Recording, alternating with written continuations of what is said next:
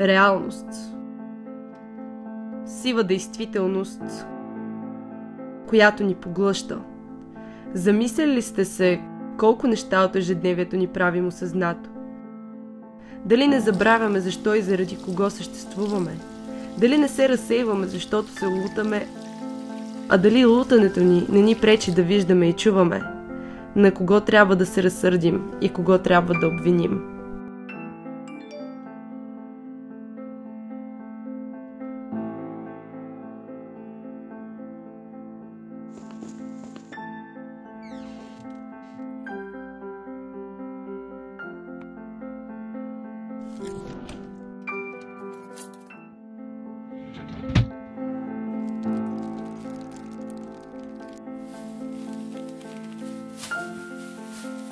Замисляли ли сте се какви умения и знания притежаваме? Какво представляват те и защо са ни нужни? Можем ли да се концентрираме? Спираме ли за момент? Усещаме ли топтенето на сърцето си? Дишаме ли дълбоко? Живеем ли въобще? Какво е реалността? Или тя всъщност зависи от перспективата? А често ли си задаваме въпроси?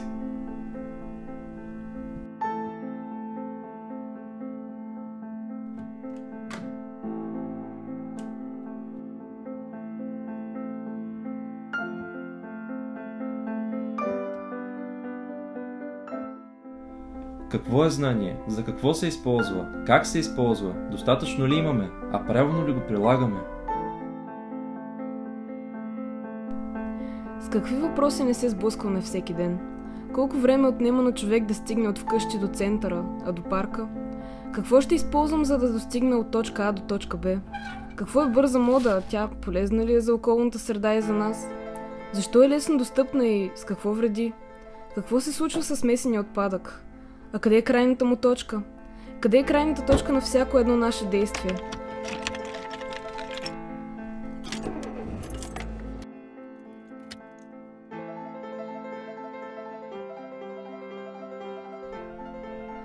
От кога е нормално да не виждаме облаци звезди, синьото да няма цвят, въздуха да има вкус и мирис, а морето да не прозира? От кога е нормално да ни е комфортно в некомфортна поначало среда, а израза и по-зле можеше да бъде да решава всичките ни проблеми? От винаги, ще кажат някои, но те най-малко ще разбират законите на някоя си там земя. От никога ще кажат други и те ще бъдат слънцето на следващото утро, което ще положи основите на деня. Сега се наслаждаваме на безлесие, пустош и шарени вечни украшения на сивия от нас изрисуван пейзаж и нямаме време да променим удобството си. Въпросът е, че време наистина нямаме. Нямаме време да бездействаме. Да, много проницателни, важни и полезни въпроси. Надявам се да успеете в начинанието си. Ако ви трябва, ми извикайте ме. Мога да помогна, като раздавам някоя друга ябълка по центъра или събирам пари за хора в нужда. Впрочем, как ви се доброволства постоянно? Защо си давате труда за без пари? Буквално си хвърляте силите и времето на вятъра. Кому е нужно? Но никога не ме пука нито за климатични проблеми, нито за нищо. Просто си гледайте живота и спрете да се напрягате толкова. Може би и за това се напрягаме. Отказваме да живеем в принудена сляпост. Отказваме да се правим, че не чуваме, защото е по-лесно. Това, което правим, може да се нарича доброволчество, но е много повече от положен труд, който не се заплаща материално. Ние излизаме от балона и научаваме неща, на които не ни учат в училище. Придобиваме нови знания и умения, които ни развиват и ни вкарват в общество, в което намираме комфорт и нова надежда. С общи сили постигаме неща, които променят средата ни на живот, отсветяват я и я съживяват.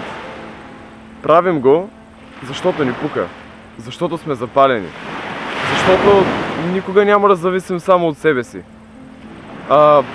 Хората около нас са тези, които ни изграждат и за които трябва да се грижим, за да се чувстваме изпълнени.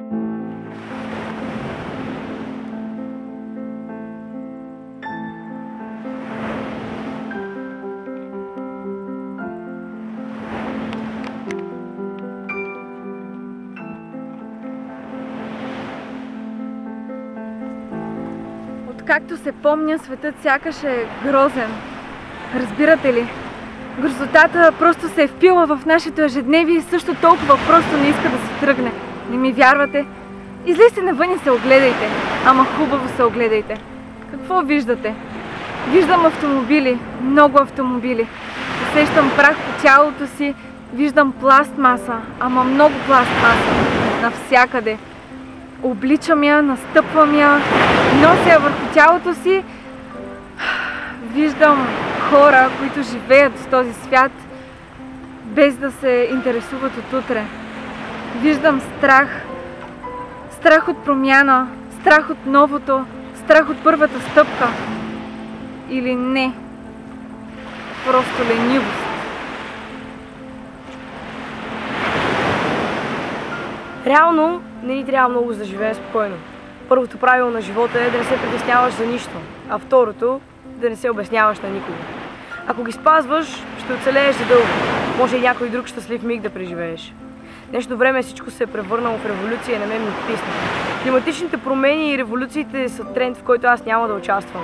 Никой не се сеща, че световен глад все още съществува, че трафикът на хора все още съществува, че робство и войни все още има. Не трябва да обръщаме внимание на нещо, само защото е тренд. Вярно е, че трендът опасва нещо. Климатичните промени обаче са едни от най-наболелите ни проблеми. Истината е, че трябва да се изградим приоритети. Без такива ще изгубим всичко и няма да може да помогне на никого. Когато разрешим световния глад, вече ще бъде късно за околната среда. На Земята ще има безброй много климатични аномалии, животни и растения ще изчезват и не след дълго ще изчезнем и ние. Няма да има значение, че сме помогнали на някого, защото бъдеще просто няма да има. Хората тук са привикнали с това грозно ежедневие, но някога не е било така. Някога дървета е имало, трева също, зеленина още повече. Някога хората са имали право да живеят, но сега не е така.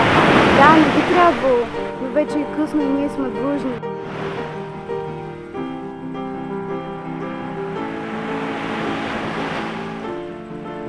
Знаете ли, говори се, че няма нищо вечно. Времената се менят, идват нови, старите се заминават и както се очаква, и новите си идват с трудности. Тук сме свикнали да бягаме от проблемите си, но от тези, които идват, никой не може да избяга. С тях трябва да се справим. Трябва да положим първите стъпки, да започнем първите действия. Това е най-добрият начин да се избавим от предстоящите бедствия.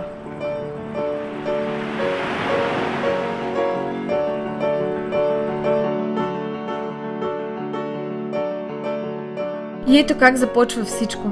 Много лесно, с малки стъпки и голяма вяра, че всичко ще бъде наред. Тук думите също са полезни. Те са своеобразни действия. Придобивайте знания, после ги споделяйте.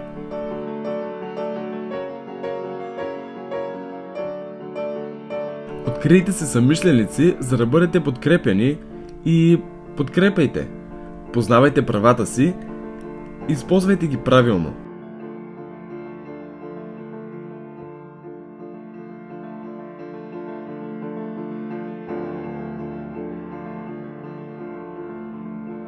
Задавайте въпроси на себе си и на хората около вас.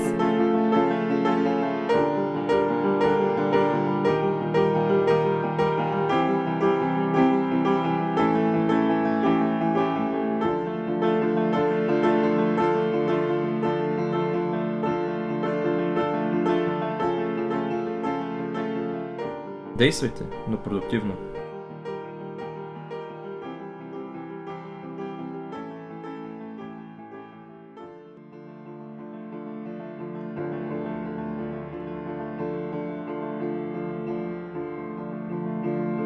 Концентрирайте се и започнете изграждането на едно по-светло бъдеще. Бъдете отговорни към земята, към хората около вас и към себе си.